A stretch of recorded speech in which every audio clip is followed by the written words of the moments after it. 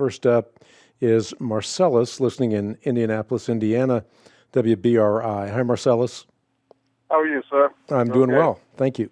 Good. Excellent. Hey, look, I love your show. Been a listener since '93, and you've helped me so much, and I really appreciate your ministry. Thank you. I'm teaching a Bible study on war and conflict from a Christian perspective, and I always try to anticipate questions because some of my lesson will go back to past wars that we've had and so forth. And I'm familiar with the just war and thoughts and all of that, and I'm going over pacifism and so forth. But conscientious objectors, especially back during the time when we had the draft, people that who said for whatever reason they conscientiously objected to being drafted and going into to fight for their country.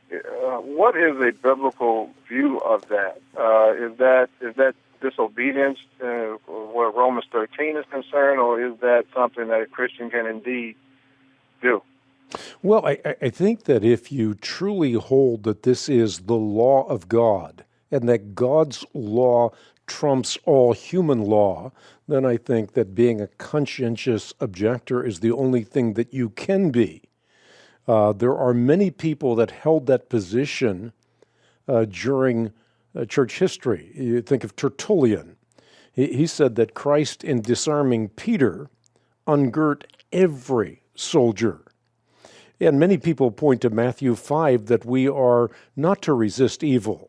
We are to love our enemies. And so you had whole movements. I think of what happened in the place of my birth, the Netherlands, where Menno Simons espoused this non-resistance stance for the called-out people of God, and oftentimes pointed out that regenerated people are children of peace who have taken their swords and beaten the swords into plowshares and taken the spears and made them pruning hooks. So instead of using them for war, they used them for agriculture, and they no longer knew anything about war. They have opted for a tyranny rather than choosing the lesser of two evils. So this is the pacifist perspective, and if they truly believe that this is rooted and grounded in Scripture, then I think that they're morally bound to be conscientious objectors. Now, having said all of that, I would disagree with them. I think that true love resists an evil aggressor, and I think there's a mandate for that, and I think biblical precedent. For example, before Israel became a theocracy, so this isn't just a theocratic kingdom where God uses Israel as the axe of his judgment against the Canaanites. But before they become a theocracy, Abraham makes war against the Valley of the Kings because their oppression of Lot was evil. And thus the war was blessed by God because it was in the defense of the innocent. And you have many other examples in the Bible, like Paul's life. Remember when it was threatened?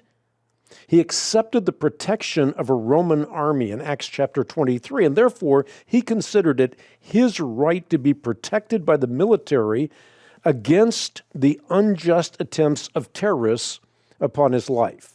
So my argument would be that just as the Bible allows for a rule within countries, which is to say that there are magistrates, there are civil servants who maintain peace within a country.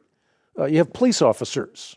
Now, they have to do what they're doing justly, but nonetheless, they maintain order within a society. And if that is true, I think you can also argue that there is, as you alluded to in the prologue to your question, such a thing as just war that maintains peace among nations and resists the violence of an aggressor like Nazi Germany. Classic example that I don't think anybody would argue with in terms of at least being an evil aggressor.